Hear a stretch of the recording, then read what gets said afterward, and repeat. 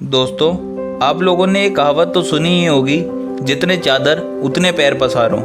लोग तो ये भी कहते हैं, जो बड़े सपने देखता है वो मुंह के बल गिरता है।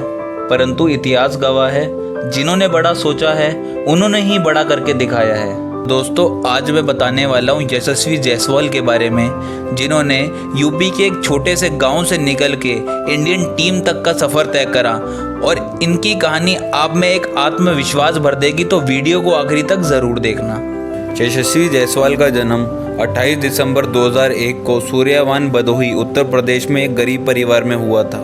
उनके पिता का नाम भूपेंद्र कुमार जायसवाल है और उनके पिता भूपेंद्र जायसवाल अपने स्थानीय गांव भदोही में एक हार्डवेयर की एक छोटी सी दुकान के मालिक हैं। वे 6 भाई बहनों के चौथे पुत्र थे। जब वह 9 साल के थे तब एक दिन उन्होंने टीवी पे सचिन तेंदुलकर की बैटिंग को देखा और बैटिंग को देखकर वे इतने ज़्यादा प्रेरित हो गए कि उन्होंने अपनी ज़िंदगी में ये ठान लिया कि उन्हें क्रिकेट ही खेलना है।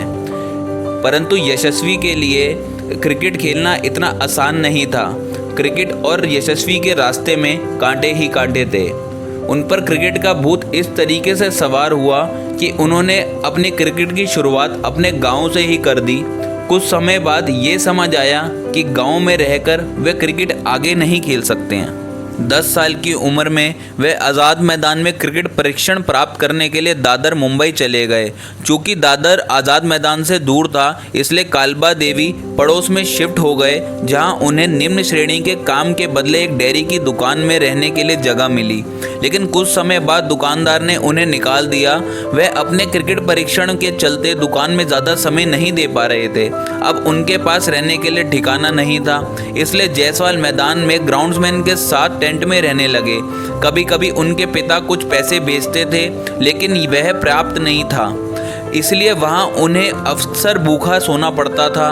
वह अपना पेट भरने के लिए पानी पूरी बेचते थे। 3 साल तक ऐसा ही चलता रहा। लेकिन एक बार जब वे नेट्स में अभ्यास कर रहे थे तो स्थानीय कोच ज्वाला सिंह ने उन्हें बल्लेबाजी करते देखा।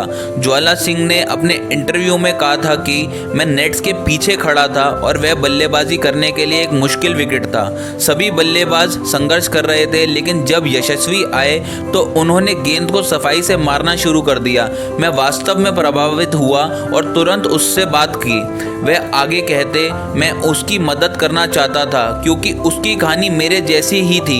यहाँ तक कि मैं भी क्रिकेट खेलने के लिए यूपी से मुंबई आया था, इसलिए मुझे पता था कि उनसे किस तरह के संघर्ष का सामना किया है। वह एक टेंट में रह रहा था और ग्राउंड्समैन और स्थानीय माली के साथ रह रहा था। मैंने उसे कहा कि मैं तुम्हें सब कुछ मुहैया कराऊंगा। उसके बाद यशस्वी जायसवाल ज्वाला सिंह के साथ रहने लगे। ज्वाला सिंह बताते हैं कि जब हमने प्रशिक्षण शुरू किया तो मुझे एक बात का एहसास हुआ कि वह बहुत डरा हुआ है।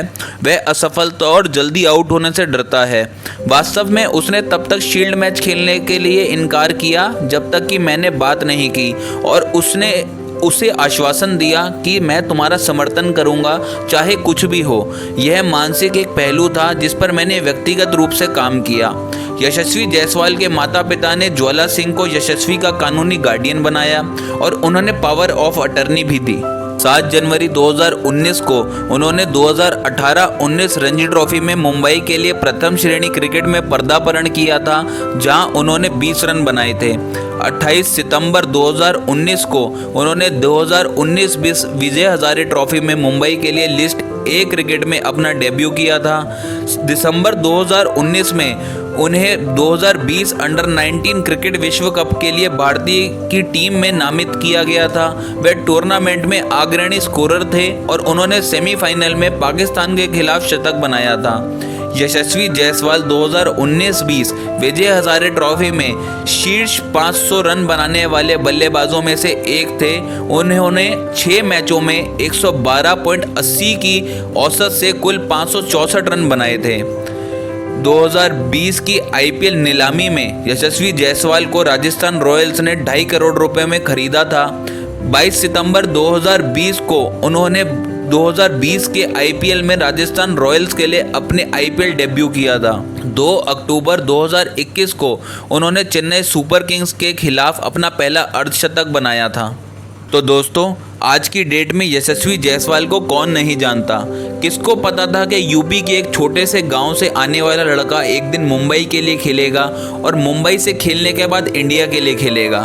तो दोस्तों, मैं आशा करता हूं आप यशस्वी जायसवाल की कहानी से प्रेरित होंगे और अपना और अपने सपनों को पूरा करने के लिए जी जान लगाएंगे और अपना और अपने माँ बाप का नाम को रोशन करेंगे।